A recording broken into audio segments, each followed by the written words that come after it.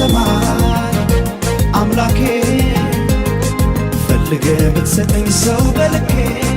እኔ አጣው ፈልጌ ምነው ብትሰማኝ ፈጣሪ መርቅ ብትሰጠኝ አንድ አፍቃሪ ከኔ ጋር ነዋሪ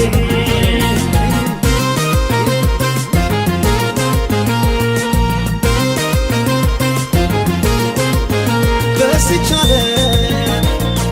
ምነው ለእኔ ብቻ ጠፋ አፍቃሪ ሰው ያለ ባይተዋር አታርገኝ ተው ፈጣሪ